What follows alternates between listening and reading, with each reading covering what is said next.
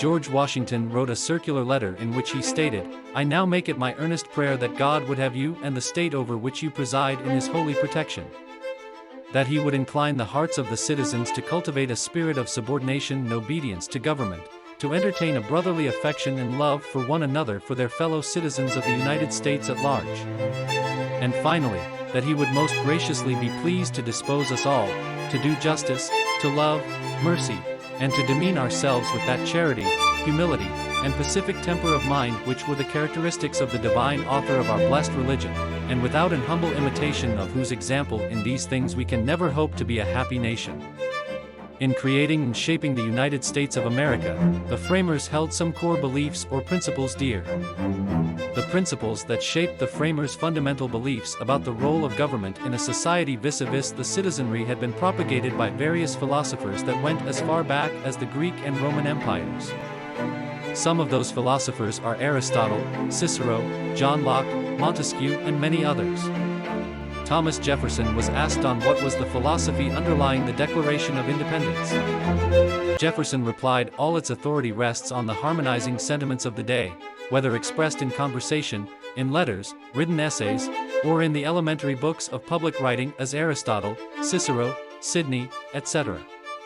Like Thomas Jefferson, John Adams once wrote that the principles of the American Revolution are the principles of Aristotle and Plato, of Livy and Cicero and Sidney, Harrington and Locke, the principles of nature and eternal reason. Whole government over us now stands. The following are the 7 founding principles in the United States constitutional government.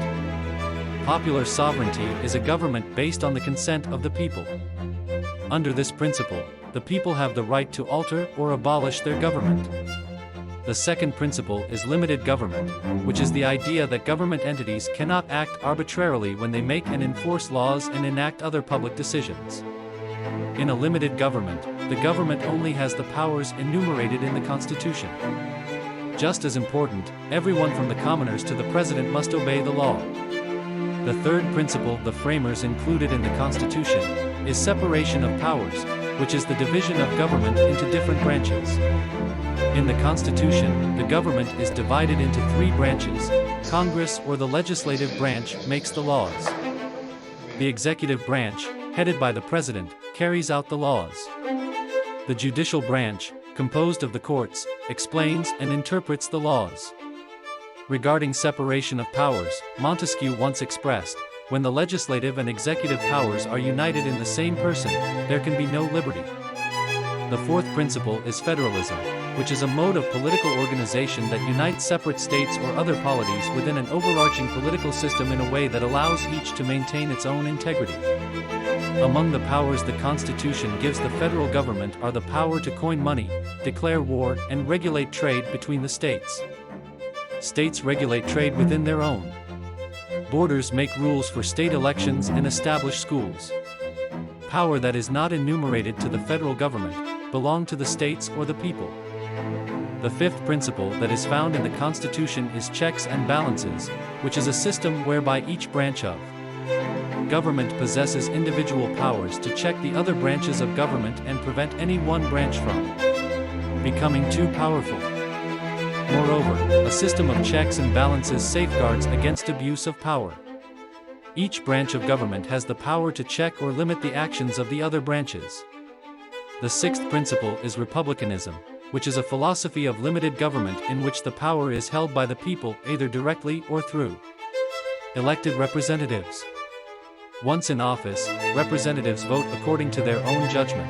However, they must remain open to the opinions of the people they represent. Finally, the seventh principle found in the Constitution is individual rights, which is a concept that each person is free to do what he or she wants and needs as long as it does not interfere with the rights of others.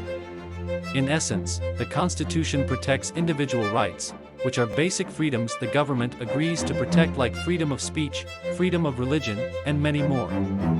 Regarding this idea of individual rights, John Locke, one of the most influential Enlightenment thinkers who is commonly known as the father of liberalism and had significantly influenced the framers, did not argue that individual rights was infinite. In fact, he made it crystal clear that though people have their natural rights to do as they deem necessary, those natural rights had to be expressed within the bounds of nature.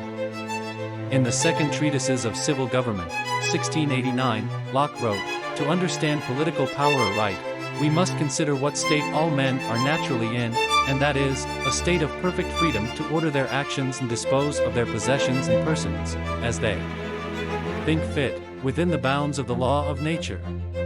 Of course, the focus should be on, within the bounds of the law of nature.